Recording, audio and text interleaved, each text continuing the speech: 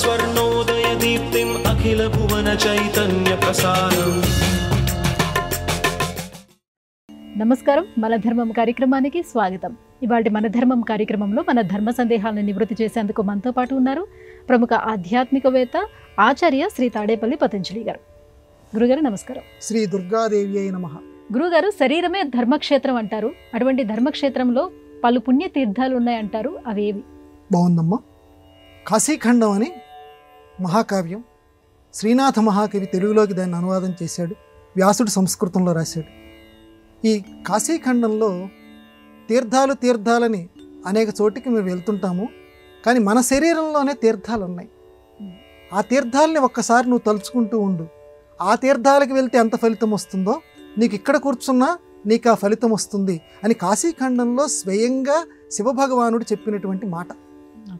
ఏమిటండి మన శరీరంలో ఉన్నటువంటి తీర్థాలు అని అంటే, తల శ్రీశైలం, మనకి తల ఉన్నది అది తల. ఎందుకంటే శ్రీశైలం శిఖరం దృష్ట్యా పునర్జన్మన విద్యతే అని మనకు పెద్దవాళ్ళు చెప్పినటువంటి ఒక మాట ఉంది.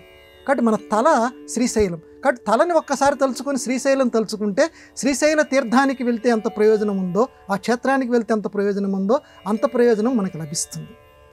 ఇక తర్వాత ఈ నుదురు కేదారం, నుదుటి స్థలం. కాబట్టి కేదార్నాథ్ నేను అంత దూరం వెళ్ళలేను, ఒక్కసారి నుదురుని తలుచుకో. నీ శరీరంలో ఉన్నటువంటి నుదుటి భాగాన్ని తలుచుకుంటే కేదార క్షేత్రానికి వెళ్ళి అక్కడ పరమశివుణ్ణి అర్చిస్తే ఎంత ప్రయోజనమో, అంటే నుదుట్లో శివుడు ఉన్నాడు, నా నుదుట్లో ఉన్నాడు, నేను నుదుట్లో కేదార్నాథ్ని చూస్తున్నాను అని మనసులో అనుకుంటే కేదార్నాథ్కి వెళ్ళొచ్చినంత ఫలితం. తర్వాత ఈ నుదుటికి మధ్యలో ఈ రెండు కనుబొమల మధ్య కాశీ బొట్టు పెట్టుకునేటువంటి స్థలం ఉంది చూడండి, దాన్ని అవిముక్తము అంటారు. కాశీకి ఇంకొక పేరు అవిముక్త క్షేత్రం, అవిముక్త తీర్థం. కాబట్టి ఈ రెండు కనుబొమ్మల మధ్య ఉన్నటువంటిది కాశీ క్షేత్రం. కాబట్టి నేను కాశీలో ఉన్నాను, నా కాశీని తలుచుకుంటున్నాను అని ఒక్కసారి మన నుదుటి మధ్య భాగాన్ని నువ్వు తలుచుకుంటే కాశీ క్షేత్ర సందర్శనం నీకు లభిస్తుంది. అలాగే తీర్థాల్లోకి చాలా గొప్పది ప్రయాగ తీర్థం. ఆ ప్రయాగ తీర్థం నేను అంత దూరం వెళ్ళలేను, కానీ ప్రయాగలో తీర్థంలో స్నానం చేసిన ఫలితం నాకు రావాలి, ఆ త్రివేణి సంగమంలో ఉన్నటువంటి ఫలితం నాకు రావాలి. హృదయంలో ప్రయాగ ఉందన్నారు భగవానుడు చెప్పినటువంటి మాట. నీ హృదయం, ఆ హృదయంలో ప్రయాగ క్షేత్రంట, ఆ ప్రయాగ తీర్థం ఉంది. కాబట్టి నా హృదయంలో ప్రయాగ ఉంది, నేను ప్రయాగలో త్రివేణి సంగమంలో మునుగుతున్నాను, ఆ ఫలితం నాకు రావాలి అనుకో. హృదయం దగ్గర చేయి పెట్టుకొని అనుకో, నీకు ఆ ఫలితం లభిస్తుంది. అట్లాగే కుచ చూచుకాల మధ్య చక్కగా నీకు శ్రీశైల క్షేత్రానికి పుణ్యం లభిస్తుందే, ఆ రకంగానే కేదార ఫలితాన్ని కూడా నీకు అది అందచేస్తుంది. ఆ రెండు క్షేత్రాల ఫలితం కూడా నీకు అది అందచేస్తుందని పెద్దవాళ్ళు చెప్పారు. చాలా చక్కగా వివరించారు గురుగారు. ఇక మరో సందేహం, ప్రతి పేరుకి ఒక అర్థం ఉందంటారు కదా. దుర్యోధనుడు, దుశ్శాసనుడు, అశ్వత్థామ, ఈ పేర్లకు ఉన్నటువంటి అర్థాలేంటి? పేర్లు చూస్తే ఏదో దుష్టత్వం కలిగినటువంటి పేర్లలాగా మనకు అనిపిస్తాయి, కానీ చాలా మంచి పేర్లమ్మా. లోకంలో కొన్ని పేర్లు వాటి తగినటువంటివి కాదనుకుంటాం, కానీ ఇవి తగినటువంటివో కాదో భవిష్యత్తు నిర్ణయించలేదు, కానీ పేర్లు మాత్రం వాళ్ళ అమ్మగారు చాలా చక్కగా పెట్టారు. దుర్యోధనుడు అంటే అంటే మనం వెంటనే చెడ్డ అనుకుంటాం, చెడ్డ కాదు. దుర్యోధనుడు అంటే యుద్ధంలో ఎవరు నివారించలేనటువంటి పరాక్రమం కలిగినటువంటి వాడు దుర్యోధనుడు. అంత గొప్ప పేరమ్మ వాడిది. ఎవ్వరూ కూడా వాడిని యుద్ధంలో నిలువరించలేరు. నిజానికి ఆ చెట్ట చివర దుర్యోధనుడి యొక్క మరణ సమయంలో ఆ మల్ల యుద్ధంలో నిజానికే జరిగి ఉంటే, అంటే తొడల మీద కొట్టి ఉండకపోతే దుర్యోధనుడు మరణించేటువంటి వాడు కాదు. అంతగా యుద్ధంలో అసలు అతన్ని ఎవరూ కూడా ఎదిరించలేరు. అందువల్ల అతని పేరు సార్థకమే, దుర్యోధనుడు. తర్వాత దుశ్శాసనుడు, ఏ శాసనానికి లొంగనటువంటి వాడు, అందరినీ శాసించేటువంటి వాడు, అంత అమోఘమైనటువంటి పరాక్రమం కలిగినటువంటి వాడు. కానీ ఎందుకంటే అన్నీ ఉన్నాయి కానీ ఆ ఒక్కటి లేదన్నట్టుగా పాపం అంత గొప్ప పరాక్రమవంతుడే వాడు ఆ దుశ్శాసనుడు. కానీ వాడిలో దుర్లక్షణం ఉంది, స్త్రీలని అవమానించేటువంటి లక్షణం. ద్రౌపది కొప్పు పట్టుకొని ఈడ్చుకొని వచ్చాడు, అది చెడ్డ లక్షణం కదా. అందుకని ఆ భీముడంతటి వాడు ప్రతిజ్ఞ చేసి అతని యొక్క వక్షస్థలాన్ని చీల్చి ఆ నెత్తురుతోటి ద్రౌపది కురులు ముడుస్తానన్నాడు. అంతటి చండాలమైనటువంటి పరిస్థితిని ఎదుర్కొన్నాడు దుశ్శాసనుడు. పేరు మాత్రం చాలా గొప్పదే. ఇక మూడోది మీరు అడిగింది అశ్వత్థామ. ఆ ద్రోణాచార్యుడికి కృపికి పుట్టినటువంటి వాడు అశ్వత్థామ. వీడు పుట్టిన వెంటనే అశ్వంలాగా సకిలించట, గుర్రంలాగా సకిలింపు చేసేట. అందుకని వీడికి ఏం పేరు పెట్టారంటే అశ్వత్థామ అని పేరు పెట్టేట. ఇతను సప్తైతే చిరంజీవి అని చెప్పి 7 చిరంజీవుల్లో అశ్వత్థామ కూడా ఒకడే. కానీ ఏం ప్రయోజనం? మన పెద్దవాళ్ళు చెప్పారు, దుర్గంధ భూయిష్టమైనటువంటి శరీరం అమ్మ. ఎవడైనా సరే కలకాలం బతకమంటారు, కలకాలం కాకిలా బతకకూడదు. కానీ కలకాలం దుర్గంధ భూయిష్టంతో ఇప్పటికీ చిరంజీవే. కానీ ఇప్పటికీ కూడా కాశీలో అశ్వత్థామను చూసినటువంటి వాళ్ళు ఉన్నారు. ఇప్పటికీ కాశీకి వస్తుంటాడు, శివుణ్ణి ప్రార్థన చేస్తూ ఉంటాడట. ఇప్పటికీ చిరంజీవే. కానీ ప్రయోజనం ఏముందమ్మా? ఒళ్ళంతా కూడా దుర్గంధం. ఎందుకని దుర్గంధం అంటే ఆనాడు చెయ్యకూడనటువంటి పని చేశాడు. ఏం పని చేశాడు? ద్రౌపదీదేవి యొక్క ఆ కుమారులు ఎవరైతే ఉన్నారో ఆ కుమారుల్ని మామూలుగా యుద్ధంలో చంపటం అంటే అది వేరమ్మ. ఉప పాండవుల్ని అర్ధరాత్రి సమయంలో పాపం ఏమీ తెలియనటువంటి ఆ పసిపిల్లల్ని ఊచకోత కోసాడు, చంపేశాడు. ఆ చంపిన పాపానికి తర్వాత అశ్వత్థామని బంధించినటువంటి సందర్భంలో శ్రీకృష్ణ భగవానుడు శాపం పెట్టాడు. ఒళ్ళంతా కూడా దుర్గంధ భూయిష్టంగా, నువ్వు చిరంజీవివే, ఒళ్ళంతా దుర్గంధ భూయిష్టంగా నీకు ఉంటుంది అన్నాడు. అంతకంటే శిక్ష ఏముందమ్మా? మానవుడికి ఎవరి శరీరంలో గనక వాళ్ళు లోపలికి గనక చూసుకుంటే ఇంత చండాలమైన శరీరమా నాకు అనిపిస్తుంది.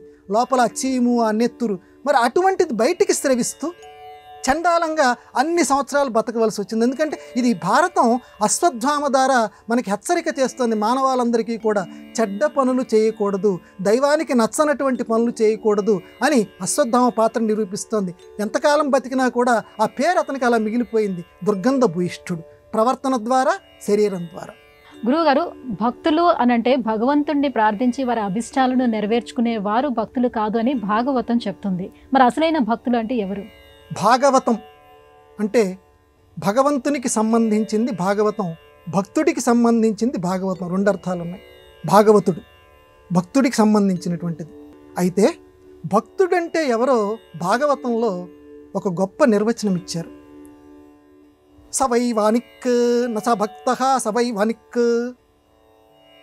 ఏమిటంటే దీని అర్థం వ్యాస భగవానుడు చెప్పాడు, దేవుణ్ణి నాకు ఇది కావాలి అని కోరుకునేటువంటి వాడు వ్యాపారి, నస భక్త, వాడు భక్తుడు కాడు. ఇక ఆలోచించుకోవాలి ఎవరికి వాళ్ళం.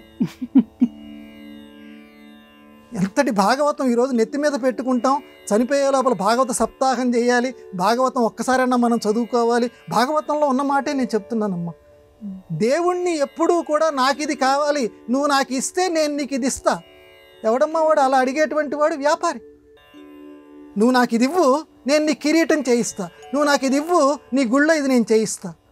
ఒక వ్యాపార వినిమయం దేవుడి దగ్గర ఎట్టి పరిస్థితుల్లోనూ చేయకూడదు. నా స భక్త, వాడు భక్తుడు కాడు. సవై వణిక్, వణిక్ అంటే వ్యాపారి, వాడు వ్యాపారి మాత్రమే. వ్యాస భగవానుడు కంఠోక్తిగా చెప్పాడు. అంటే భక్తులమైనటువంటి మన అందరికీ కూడా ఒక సున్నితమైన హెచ్చరిక చేస్తున్నాడు వ్యాస భగవానుడు. దేవుడికి తెలియదా? ఇప్పుడు మన అమ్మకి అంటే ఆ నమ్మకం మనలో చడలిపోతుంది. మన అమ్మా నాన్న దగ్గర చిన్నపిల్లవాడు ఉన్నాడమ్మా, అరే వీడికి ఇప్పుడు ఈ సమయంలో పాలు కావాలి, పాలు పట్టండి.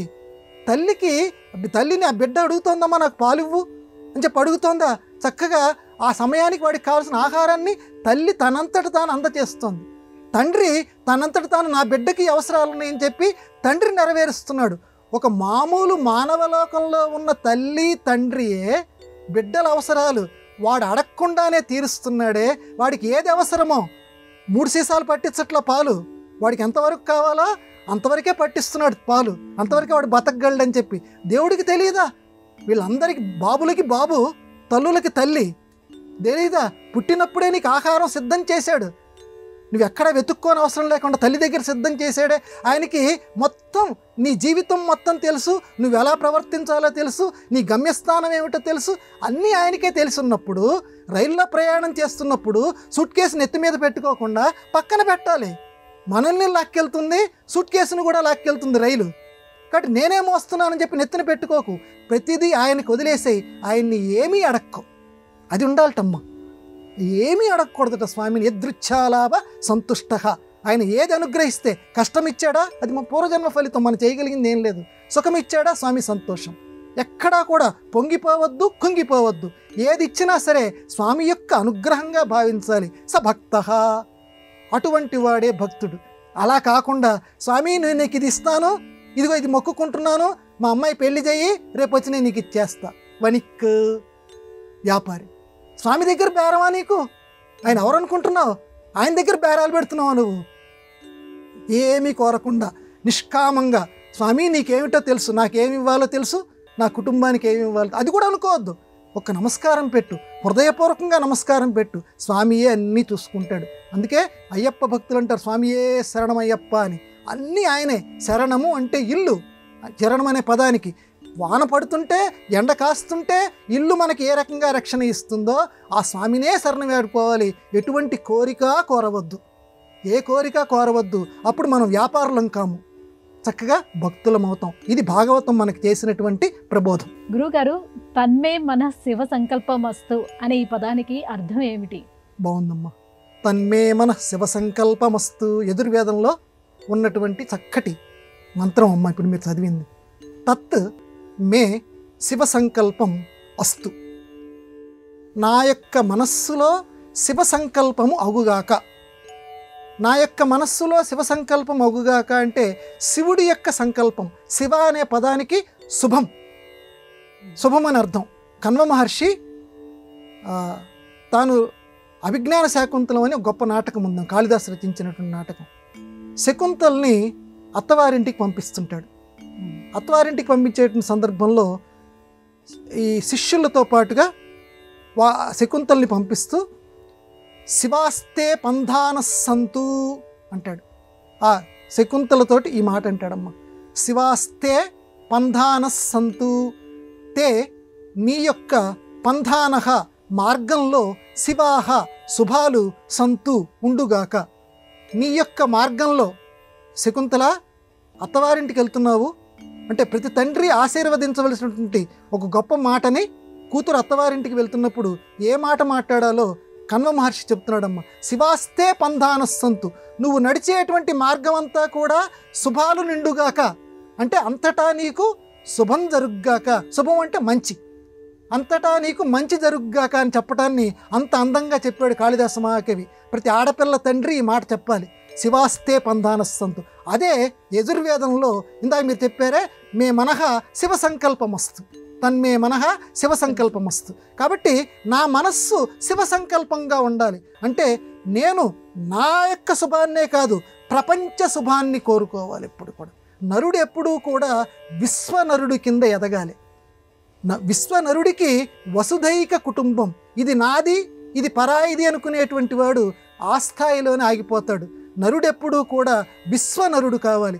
ప్రపంచమే నాది, ఈ ఎందుకంటే దేవుడు ఒక చోట ఉండి, ఇప్పుడు విశ్వం విష్ణు అంటే కేవలం భారతదేశంలోనే విష్ణువు కాదు, ప్రపంచం మొత్తం ఆయనదే. ఈ ప్రపంచం మొత్తం కూడా, కాబట్టి ప్రపంచం మొత్తం ఆయనదే అయినప్పుడు అందులో ఒక భాగమైనటువంటి మనము విశ్వనరుల కింద ఎదగాలి. విశ్వనరుల కింద ఎదగాలంటే అందరి శుభాన్ని కోరుకోవాలి. ప్రపంచంలో ఉన్నటువంటి అందరూ కూడా బాగుండాలి, అందరికీ శుభాలు కలగాలి. అలా కలగాలంటే తన్మే మనహ శివ సంకల్పమస్తు. కాబట్టి ప్రతి వాళ్ళం కూడా ఇలా అనుకోమంటోంది. ఎందుకంటే ఒక్కరు అనుకోవటం కాదు, నలుగురము ఇలా అనుకున్నామనుకో ప్రపంచానికి శుభం జరుగుతుంటుంది. అందుకే నలుగురు ప్రార్థించండి రా, నలుగురు విష్ణు సహస్రనామం చెప్పండి రా, నలుగురు కలిసి కూర్చోండి రా. ఎందుకంటే కలవు సంఘశక్తి. ఈ కలియుగంలో సంఘం అంటే నలుగురు కలిసి కూర్చోవటం, సమూహం. ఈ సమూహానికి శక్తి ఉంటుంది. కాబట్టి నలుగురు కలిసి కూర్చొని ప్రార్థన చేయండి. మళ్ళీ కాశ్మీర్లో అలాంటి ప్రమాదం రాకుండా ఉండాలి, అంత ఘోర ప్రమాదం రాకుండా ఉండాలి. నలుగురు కలిసి శివ సంకల్పమస్తు, మంచి జరుగుగాక నా భారతదేశానికి, నా భారతదేశం ఎప్పుడు పచ్చగా ఉండుగాక. ఇలా మన దేశం గురించి అనుకోండి, దేశం బాగుండాలని కోరుకుంటే దేశంలో ఒక భాగమైన మన ఇల్లు కూడా బాగుంటుంది. అంత గొప్ప మంత్రం, విశ్వజనీనంగా అంత కలకాలం నిలిచేటువంటి మంత్రం యజుర్వేదంలో ఉంది. చక్కటి మంత్రాన్ని మీరు చెప్పారు, తన్మే మనహ శివ సంకల్పమస్తు. గురువుగారు, మహాభారతంలో అభిమన్యుడి పాత్ర చాలా విలక్షణమైనది. అటువంటి అభిమన్యుడు పద్మవ్యూహంలో చిక్కుకొని ఎలా మరణించాడు? నిజంగా కొన్ని దయనీయమైనటువంటి పాత్రలమ్మ భారతంలో మనకి. అభిమన్యుడి పాత్ర అటువంటి పాత్ర పాపం. పశ్యామ శరదం శతం నందామ శరదం శతం మనం ఇందాక అనుకున్నాము. పశ్యామ శరద శతం అంటే 100 ఏళ్ళు బతకాలి ఎవరైనా సరే. 100 ఏళ్ళు బతకవలసినటువంటి వాడు ఏ తండ్రి కూడా తన ముందు బిడ్డ చనిపోవాలని ఏ తండ్రి అనుకోడు, ఏ తల్లి అనుకోదు. కానీ ఎంత దురదృష్టం అంటే 16 ఏళ్ల వయస్సులో అభిమన్యుడు చనిపోయాడు. అర్జునుడి యొక్క రోదన మహాభారతంలో చదువుతుంటే మన గుండెలు చెమరుస్తాయి.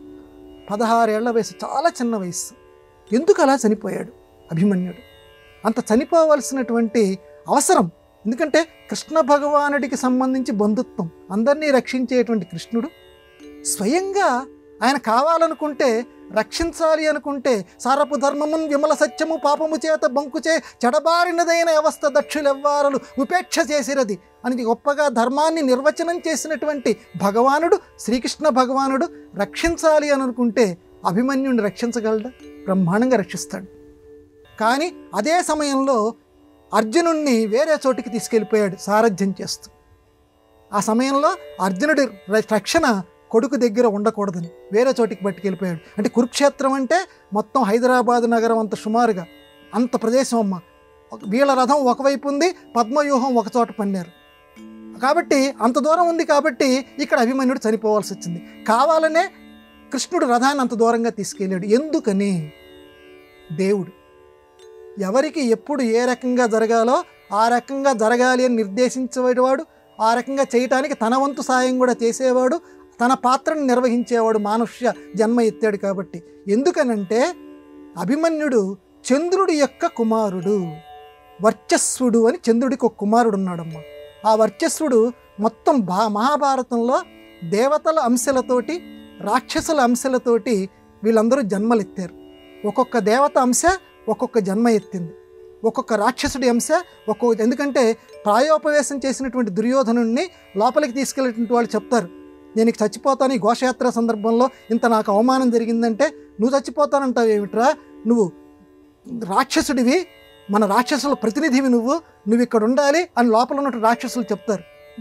అందువల్ల నువ్వు బతికే ఉండు, నువ్వు చచ్చిపోతే ఎలాగని చెప్పి. అలాగే ఒక్కొక్కడు రాక్షసులు జన్మనెత్తారు, దేవతలు జన్మనెత్తారు. ఆ ఎత్తే క్రమంలో బ్రహ్మదేవుడు చంద్రుడికి చెప్పాడు, నీ కుమారుణ్ణి కూడా పంపించు అని.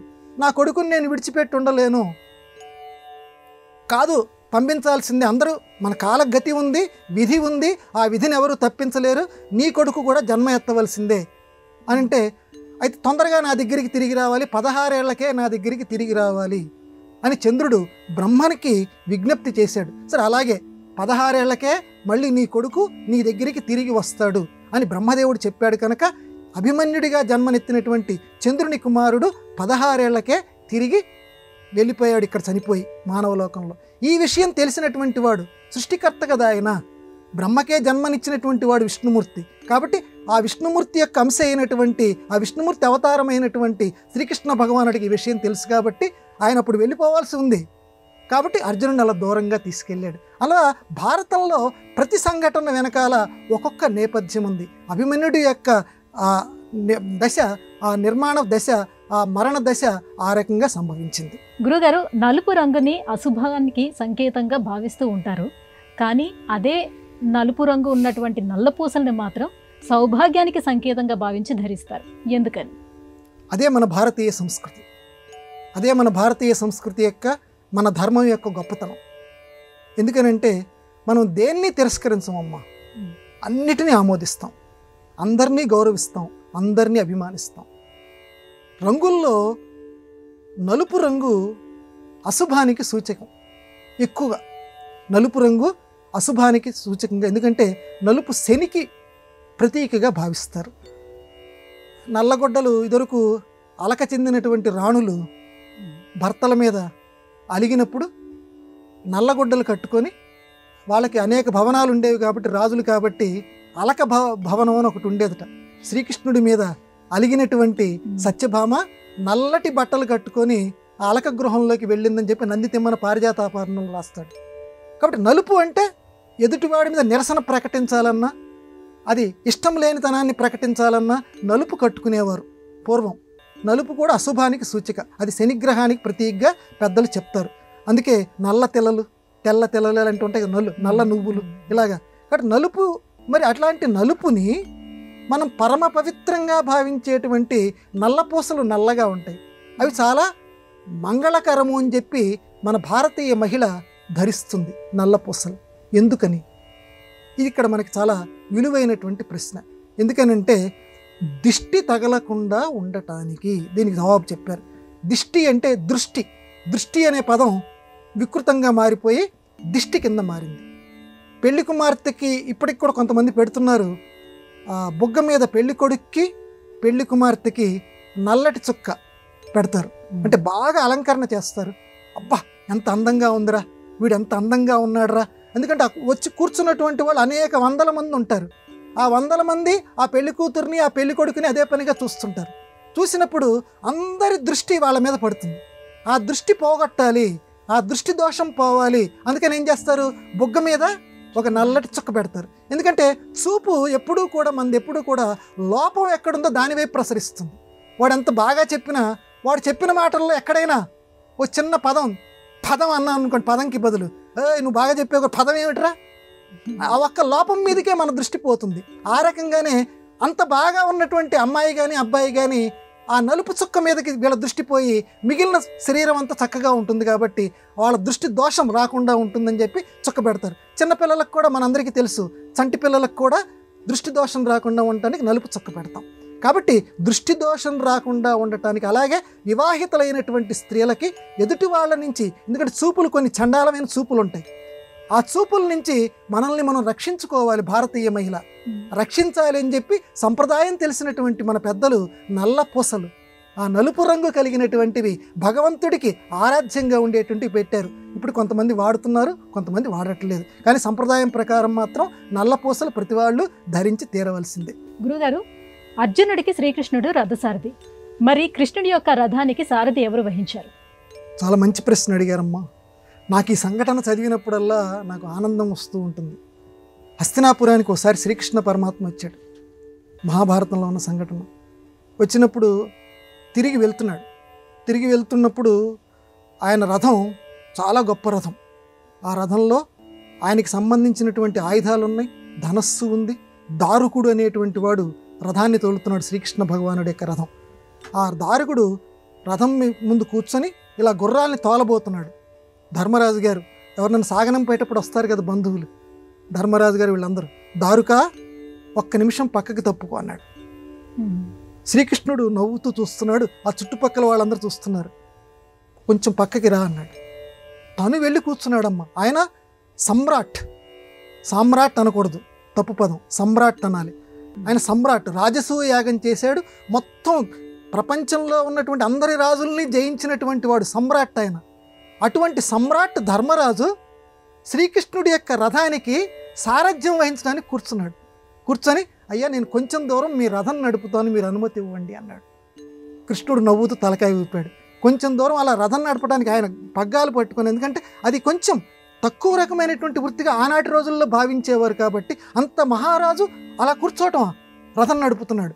శ్రీకృష్ణుడు నవ్వుతూ చూస్తుంటే అర్జునుడు ఆ మెల్లగా కదులుతున్నటువంటి ఆ రథంలో నిలబడి ఉన్నటువంటి ఆ శ్రీకృష్ణ భగవానుడికి వీవెన వీస్తున్నాడు. ఈయనేమో రథం నడుపుతున్నాడు, అర్జునుడేమో చక్కగా విసనకర్ర తీసుకొని ఆయనకి విసురుతున్నాడు శ్రీకృష్ణ భగవానుడికి. నకుల సహదేవులు కూడా ఆ పక్క నుంచి ఏవైనా దుమ్ము ధూళిలు ఏవైనా ఉంటాయేమో, రథం ఆ చక్రం కదులుతూ ఉంటే ఆ దుమ్ము ధూళి ఎక్కడ శ్రీకృష్ణ భగవానుడి మీద పడుతుందో అని చెప్పి ఆ భాగాన్ని శుభ్రపరుస్తున్నారు.